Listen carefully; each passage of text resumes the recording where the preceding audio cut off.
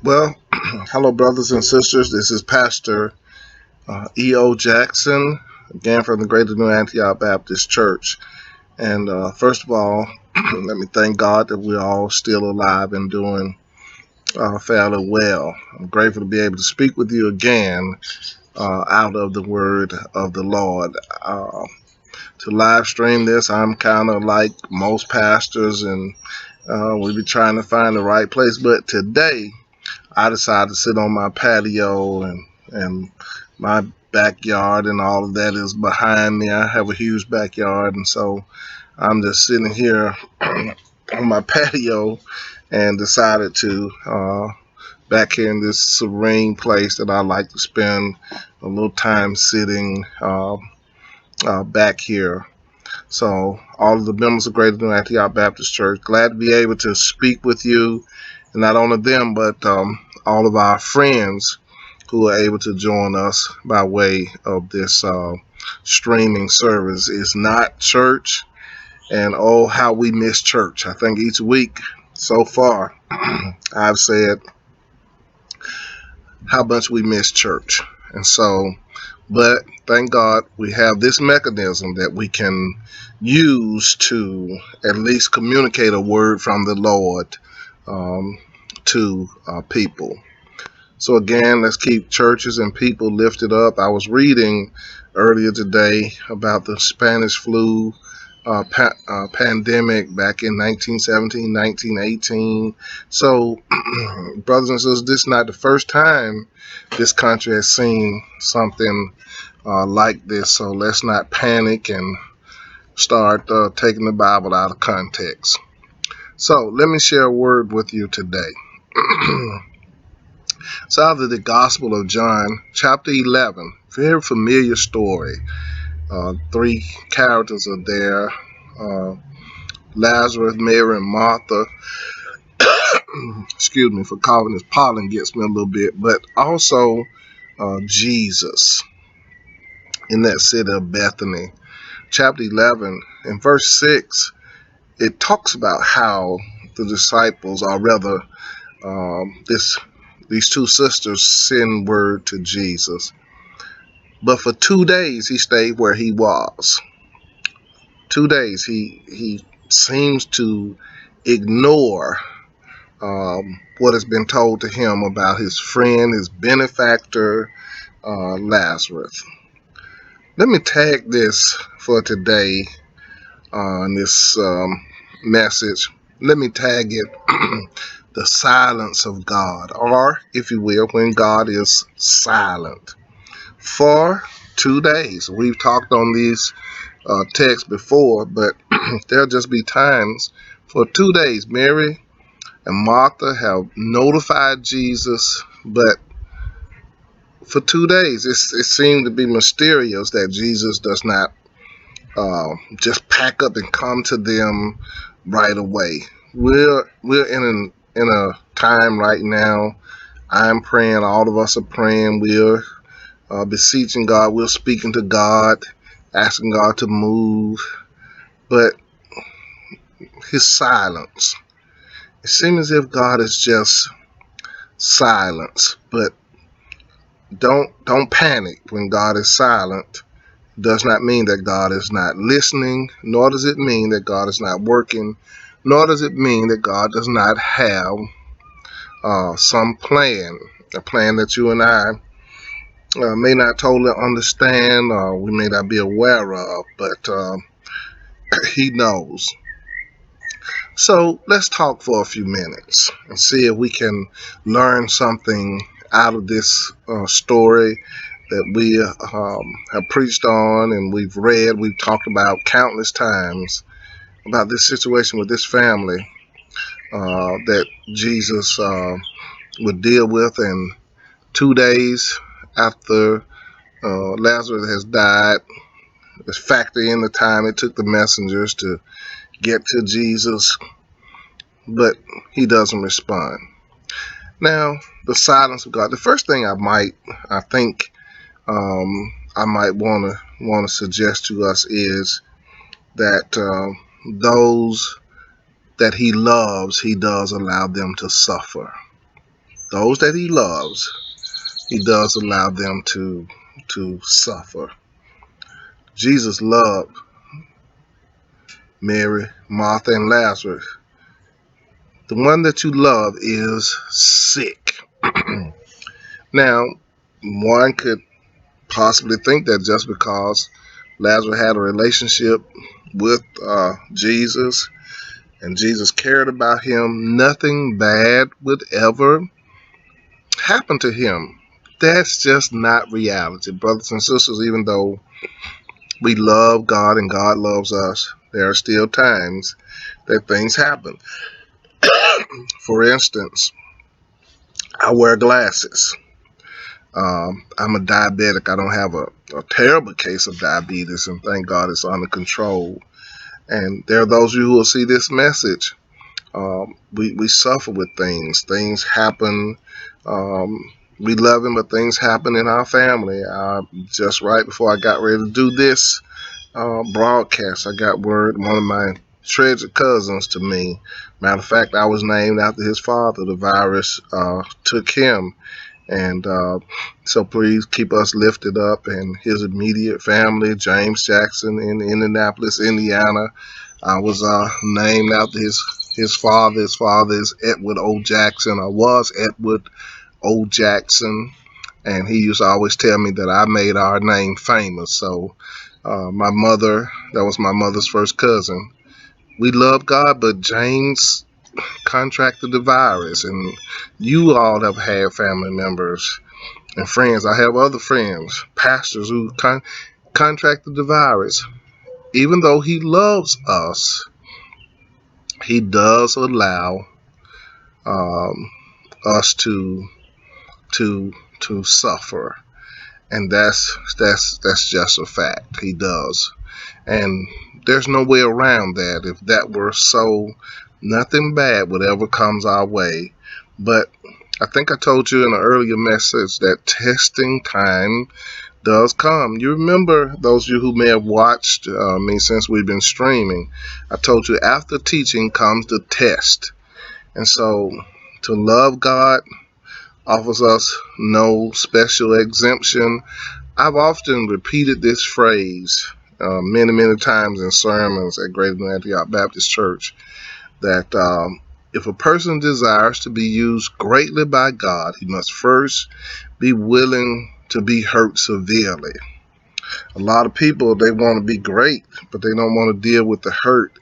And sometimes preachers can preach like they do because, man, they've had to deal with some unbelievable hurt and situations in their life. So if you're going to be loved by God, remember in his permissive will that he does allow us. He does allow us to, from time to time, not all the time, things just happen. It's a part of the natural order of things. You're going to be called to the table sometimes. So it does not mean that God is angry, that God hates us, or God is punishing us. That sometimes those that he loves, remember verse 1, chapter 11, he whom thou loveth is sick. That was the message that went to Jesus. And you got to understand that he loves you, but you, like me, sometimes we're going to have to deal with some type of suffrage. For you and me, it might be something different right now. Seem like for the world, it's this virus, but it doesn't mean that God has advocated the throne. It does not mean that God has stopped loving the world and that God is out to destroy us. Just from time to time, we'll test it. That's the first thing. Those that he loves, he does permit, he does allow them to be tested. Now here's the second thing that I want to talk to you about in this message, that he loves us and he allows us to be tested. But then the second thing is his ways can be confusing. His ways can be confusing. Verse 6, it says that He stayed where he was 2 more days. On the outset of this message, in the introductory portion of it, I told you it can be absolutely confusing. Which of us that's watching this broadcast, that we've not gone to God, that we've not prayed to God, that we've not asked God to do something, and seemed like he just ignored us? But that's just the ways of God. You can't figure God out. I think I told you, even, and many of you have heard me say and quote one of my old mentors, when it comes to death. He used to say, and quote William Cullen Brown, that great poet. He said, "Men like leaves have their time to fall." If you look around over my shoulder, you can see some of my trees that are coming back after the winter. They're beginning to put their clothing back on. But then, if God allows time to keep marching, I could sit back here and those trees will be naked all over again. Men like leaves have their time to fall. I want to encourage you today to stop trying to figure God out. Stop trying to have an answer for everything God does. Some things God does, brother, it has no answer. You'll sit there and you'll probably lose your mind trying to come up with an answer. Why this? Why that? Why me? I preached a sermon once that I entitled "When You Want to Ask Why," and that was out of the book of Job. Sometimes you have that temptation. You just want to say, "God, why?" And that's just human nature, because sometimes when things happen, we just don't understand. But sometimes that's what makes God God.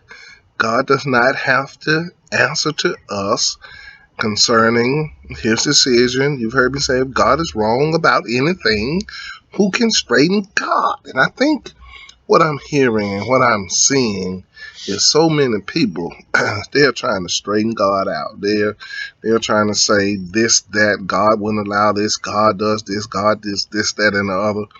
The simple truth of the matter is, for you, for me, for everybody who lives in the earth realm, you just can't figure God out.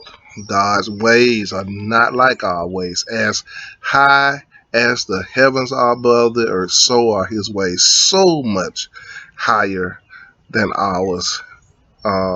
You just can't. So I want to encourage our people, Greater New Antioch members, don't try to figure God out. Let God continue to be God, and God, in his own time, in his own way, will handle just as he has always done. You look in the Bible, you look in history. As I said, I did a little reading, and I'm going to read some more because I want to know more about that Spanish flu pandemic, because sometimes people act like this is the first time we've ever had anything to happen. No, from what I started reading, I think close to 1 million people may have died worldwide. I think I read somewhere more people died from the Spanish flu than died in World War One totally. So for whatever reason, just from time to time, something like this comes about. But yet, even in that situation, uh, God is there. It's told, I heard a preacher tell a story once about he was preaching a funeral, I believe, and he, he wanted to know from God, where were you when my son was dying? And the reply comes, I was the same place I was when my own son was dying. God was there. When Jesus was dying on the cross, uh, Jesus looked up into heaven. He was talking to him. He knew God was near. Listen to him. Father, forgive them. They don't know what they're doing. He speaks directly to God. So that's the second thing. that I want to place on your mind and on your heart, and that is that you just can't figure his ways out. Just not going to happen. I am not going to waste any of my time. I'm just going to continue to trust God. But here's the last thing about when God is silent. Remember, when God is silent, remember, he allows those he loves to suffer. He allows things to happen. Then number two, remember, you just can't figure him out. When you get a chance and people start getting into these super spiritual conversations and they're trying to figure God out, tell them, baby, stop right there. Or sir, stop right there. You cannot figure God out. And I'm not going to let you sit there and try to tell me what God is doing. Whatever God wants us to know, he'll let us know. But here's the last thing. Here's the last thing that this text brings to our attention. Here's what they did. When Lazarus became ill, back up in verses 1 and 2, they sent to tell Jesus. When God is silent, when he's silent, here's what you do. Just tell him. Just tell him. Tell him what's going on with you. He used to sing a song, I think I may have quoted it once before, just a little talk with Jesus, but make it all right. Now let us have a little talk with Jesus. Tell him all about our trouble. He will answer by and by. Remember that part. He answers by and by. Our problem, brothers and sisters, is this. We've got to learn how to wait on the answer. Mary and Martha wanted an immediate response, but they should have rest assured. We've told Jesus, now we're going to leave it up to God. May I tell you today, brothers and sisters, friends of mine, members of Greater New Antioch Church, and others who may watch this broadcast, listen to me carefully. Just tell him. Just tell him. And once you tell him, then his response will be whatever is best for you. And here's what I want to tell you in the rest of this story. Once they told him, he had been silent. But when he got there, he explained to them what his silence was all about. I want to tell you, brothers and sisters, wait on God. And when you wait on God, he'll make known his ways to you. Hey, that's all I know to tell you about the silence of God. I want to tell you, brothers, keep your faith up, keep your head up.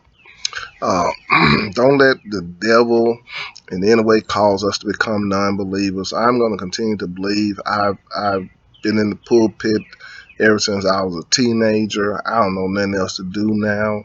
I've trusted God all of my life.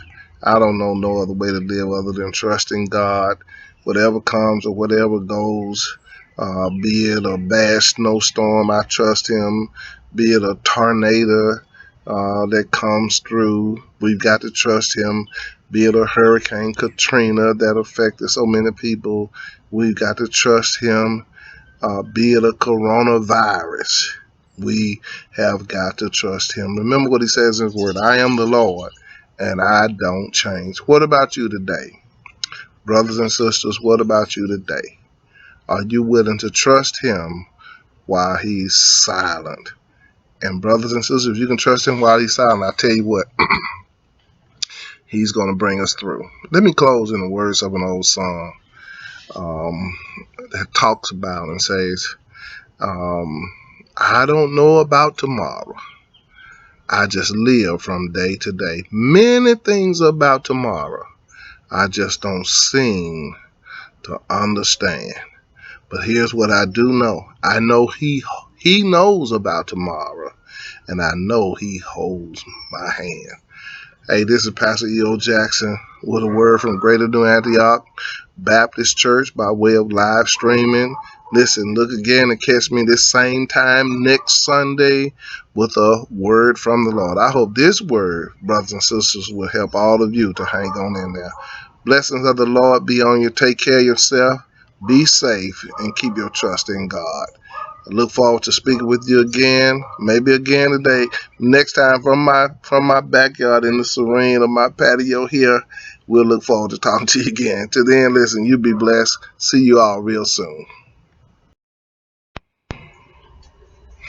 Well, hello, brothers and sisters. This is Pastor E.O. Jackson, again from the Greater New Antioch Baptist Church. And first of all, let me thank God that we're all still alive and doing fairly well. I'm grateful to be able to speak with you again.